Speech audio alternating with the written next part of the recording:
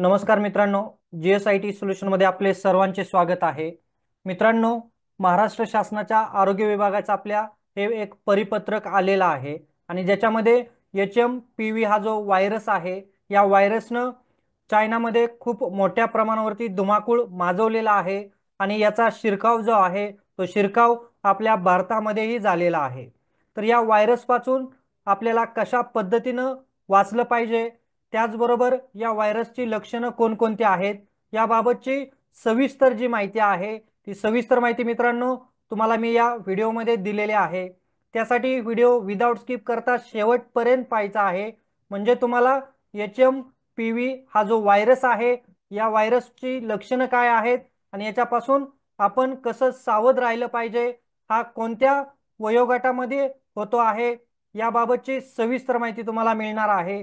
व्हिडिओला सुरुवात करण्यापूर्वी माझी एक तुम्हाला मनापासून विनंती आहे, तुम्ही अजूनपर्यंत जर आपल्या चॅनलला सबस्क्राइब केलं नसेल तर प्लीज आपल्या चॅनलला सबस्क्राइब करा, लाईक करा आणि सगळ्यात महत्त्वाचं म्हणजे बेल आयकॉनचं बटन क्लिक करा, म्हणजे असेच माहितीपूर्ण नवनवीन व्हिडिओ सर्वात अगोदर तुमच्यापर्यंत येऊन जातील। तर मित्रांनो बघा, हे आपलं महाराष्ट्र शासनाचं आरोग्य विभागाचं परिपत्रक आहे आणि याच्यामध्ये हा जो HMPV व्हायरस आहे या व्हायरस बाबतच्या काय सूचना देण्यात आलेल्या आहेत, त्या सूचना आपण पाहणार आहोत। त्याच्यामध्ये कशा पद्धतीने आपल्याला सावध राहिलं पाहिजे। बघा, हा जो व्हायरस आहे हा व्हायरस 2001 मध्ये आढळलेला आहे। सर्वप्रथम नेदरलँडमध्ये हा व्हायरस आढळलेला आहे आणि याचा मुख्य त्रास जो आहे तो श्वसनाचा त्रास आहे।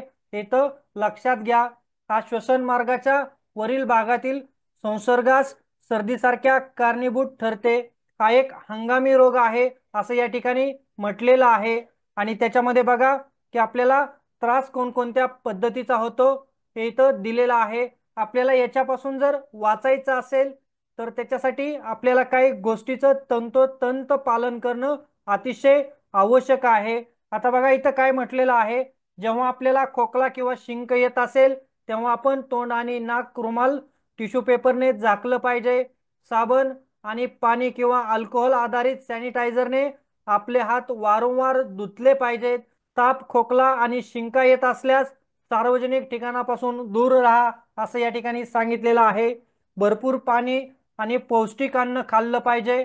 त्याचबरोबर संक्रमण कमी करण्यासाठी सर्व ठिकाणी पुरेसे व्हेंटिलेशन होईल याची दक्षता घ्यायची आहे। आणि आता आपण काय करू नये हे इथं दिलेलं आहे, हस्तांदोलन करू नये, टिश्यू पेपर आणि रुमालाचा पुनर्वापर करू नये, आजारी लोकांशी जवळचा संपर्क करायचा नाही, डोळे, नाक आणि तोंडाला वारंवार स्पर्श करायचा नाही, सार्वजनिक ठिकाणी थुंकू नये, डॉक्टरांच्या सल्ल्याशिवाय औषधे वगैरे घेऊ नये हे इथं आपल्याला करू नये यासाठी सांगितलेलं आहे।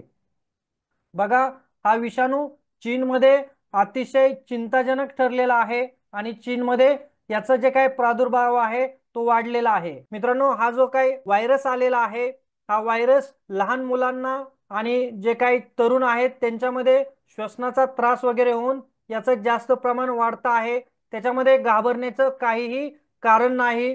जर आपल्याला सर्दी किंवा खोकला असेल तर त्वरित त्याच्यावरती आपण इलाज करायचा आहे। याच्यावरती आपण घाबरून जाण्याची काहीही एक आवश्यकता नाही मित्रांनो।